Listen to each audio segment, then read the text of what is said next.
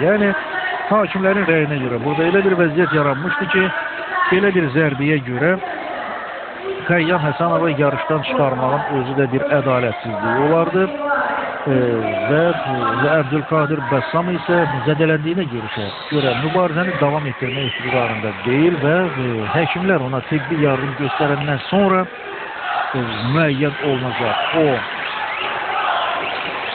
dünya çempionunun adı uğrunda yarışı davam etdirə bilər ya yox. İndi növbəti görüşün iştirakçıları tatamiyə dəvət olunurlar. Ruslan Hüseynov Azərbaycan və Vitali Nazarov Gürcüstan.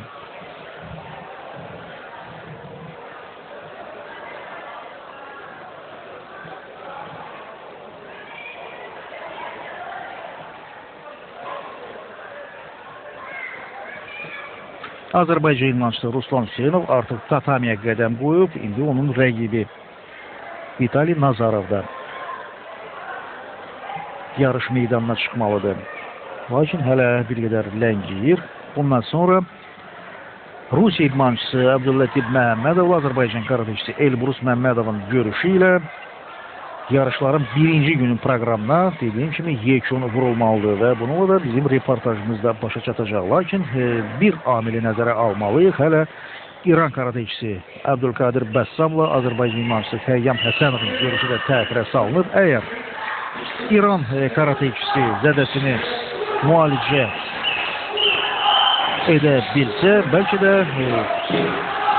sonuncu görüşdən sonra, yəni Abdüllatif Məhəmmədov və Elbrus Məmmədovun yarışından sonra onlar təkrarən tatamiyə dəvət olunsunlar. Yox, əgər yardım hələ də davam etdirilsə, çox güman ki, bu idmançılar artıq yarışların ikinci günü mübarizələrini davam etdirsinlər. Bəlkə də ümumiyyətlə həkimlər mübarizəni davam etdirilməsinə icazə verməyəcəklər. Bu da istisna deyil, hər halda gözləmək lazımdır.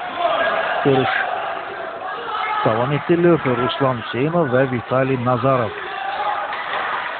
Azərbaycan idmançısı qara, Vitali Nazarov isə yaşıl kəmərlə döyüşür. Azərbaycan idmançısının kəmərinə qırmızı lent də bağlanır və Ruslan Hüseynov rəqibinə nisbətən daha fəaldır, daha effektli fəndlər tətbiq edir. Bir qədər əvvəl də Mavaşı fəndi ilə rəqibinin başına zərbə endirdi, amma bu zərbə o qədər də təsirli alınmadı. Bəlkə də hakimlər təbii ki, bu zərbəyə də diqqət yetirəcəklər və qalibin elan olunmasında o da nəzərə alına bilər. Daha bir Mavaşı fəndi, amma Vitali Nazarov bu dəfə əli ilə müdafiə oluna bildi və zərbənin təsirini xeyli azaltdı.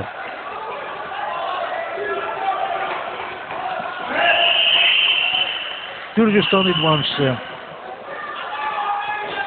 yıxılaraq Uşura fəndini tətbiq etmək fikrinə düşdü, lakin bu fənd çox pis alındı. Görüş davam etdirilir.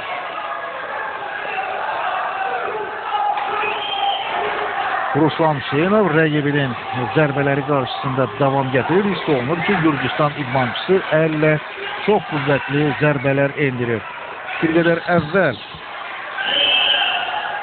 Azərbaycan karateçisi Akşin Əliyevin Şotlandiyalı Reynars Grünwaldla görüşündə də belə bir fəndlə qazanılan qələbəni müşahidə elədik. Akşin Əliyev elə yumruq zərbəsi ilə rəqibini təslim olmağa məcbur etdi. 3 dəqiqə başa çatır və hakimlər indi qalibi elan eləməlidirlər.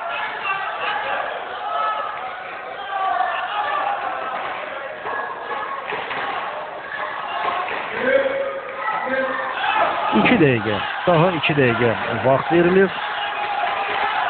Görüş davam etdirilir. Bu fənd deyildi, sadəcə Gürcüstan karateçisinin müdafiədə cüzi bir diqqətsizliyi idi. O büdürəyərək yıxıldı. Hakimlər indi ona xəbərdarlıq edirlər. Qaydalara uyğun fənd tətbiq etmədiyinə görə. Görüş davam etdirilir. Belə bir məqamda hər iki idmançı yumruq zərbələri ilə bir-birdə təsir göstərməyə çalışır və onların heç biri geri çəkilmir.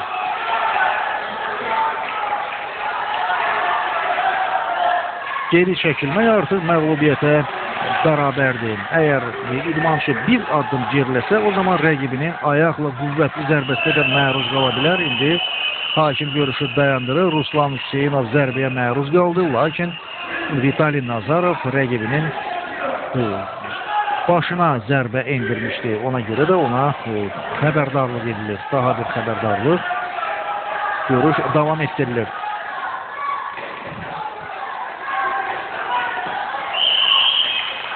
Zərbə mükəmməl alınmadı.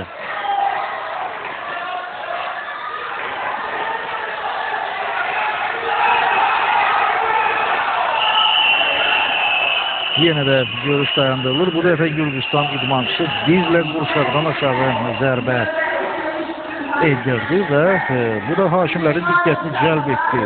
Yenə də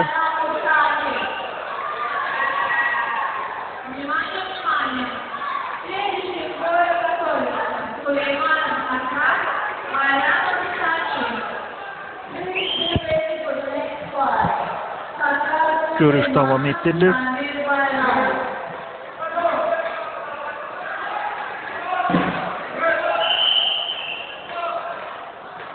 Yenə də tatamiyə döşəkçə atılır. Bu isə o deməkdir ki, vaxt başa çatıb, qalib elan olunmalıdır.